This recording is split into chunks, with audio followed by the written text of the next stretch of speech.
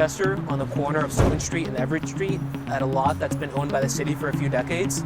I've been cleaning this up for 5 years since I first moved into the neighborhood, and this summer I decided that I was gonna finally do the work of turning this into a garden. But yeah, I decided to take over this lot because it's a massive space in the community that should be serving us, and it hasn't really been. And since I started, I've been hearing a lot of input from community residents who say that they want to see this become something for them.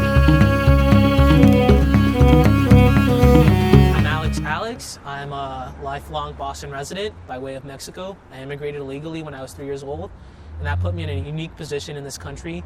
It gave me access to resources that most people who are born here don't have, but also let me see the way that we treat people, the way we devalue labor. That's kind of been fundamental to the way that I've operated in this country. I call myself an illegal because I'm trying to take control of a word that's currently shaping the USA's most recent terror regime. My family was very abusive. My mother, she comes from a lineage of, a traumatized family.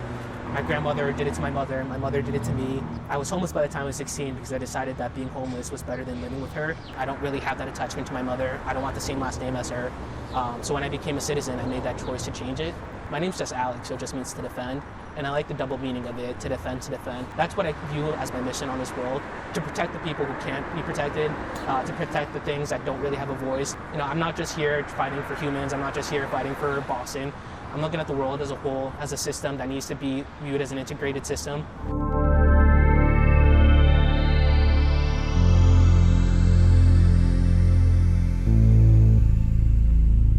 So my earliest memory of biking was when I was a kid. I had just gotten a bike from my uncle for my birthday, and it was way too big for me. I'm a short guy. You can imagine I was shorter back then. So I had to step on this little landing to get onto the bike, and I kept falling over. And I remember these girls kept laughing at me as I was falling over, and they got disappointed when I stopped. But to me, that exemplified my freedom, my ability to keep persisting. I got the bike again when I was at school in New York City. It just opened up the city to me. I had biked probably over 1,500, 2,000 miles around the city. I just got to know it so much better than I would have if I was just taking the transit or walking everywhere, because you get to see so much more.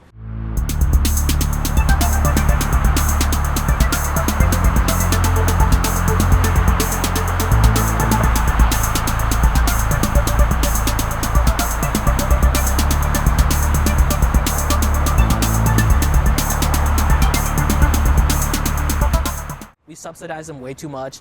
The roads that we pave, the gas that we subsidize, the health effects that we have from breathing in these chemicals or just hearing these vehicles at night. Then also the way that they've taken over our spaces. Everybody complains about the traffic constantly. They complain about having to pay for parking. They complain about asshole drivers, but nobody wants to acknowledge the common factor in all of this are cars. You just can't sustain this kind of lifestyle. And it's emblematic of all the different ways that we're over-consuming. It's insane that we need 3,000 pounds of metal. We need oil that's been drilled out of the ground and refined just to move a person 5 miles. You walk through these environments that aren't built for you, but at the same time, my awareness of the world, the way that I engage with it, my ability to communicate with people has always indicated that I'm where I need to be, that I belong in these places.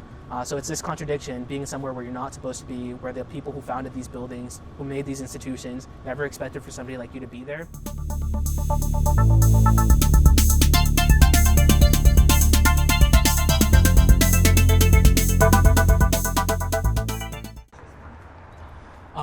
I don't really think I'm in politics.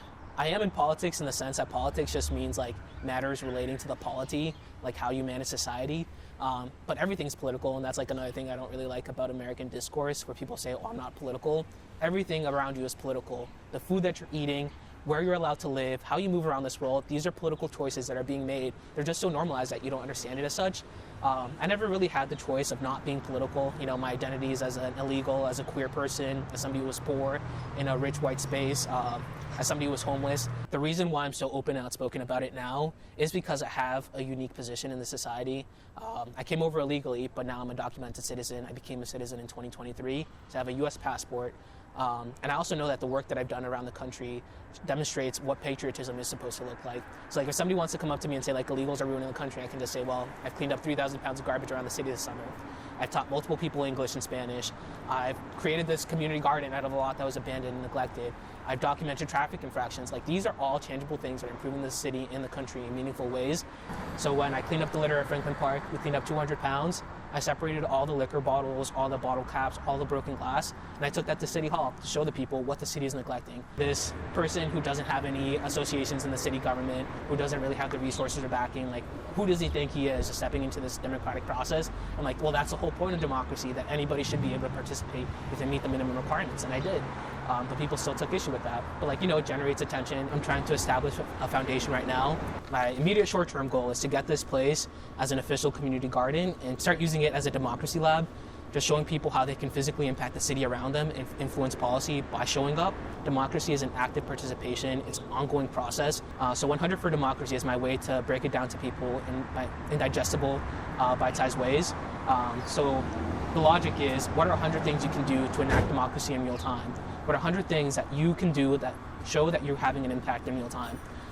So that could be picking up 100 pieces of garbage. It could be talking to 100 new people, making 100 meals for people who are hungry. There's so many ways to make it accessible to people.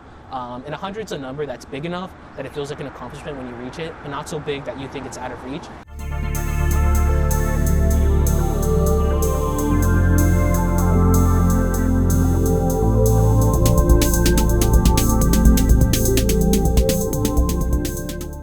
Things we do now do matter. It's super easy to, like, look at your impact in the world and say, like, I'm just a single person. There are 8 billions of us, and we're not even, like, the total biomass of this planet. The planet's so large, and, like, the solar system's so big, and the universe is so huge. Like, we're gonna blink out in a blink of an eye, and the universe is gonna continue going. And, like, sure, that's true. You can say that about anything when you zoom out far enough.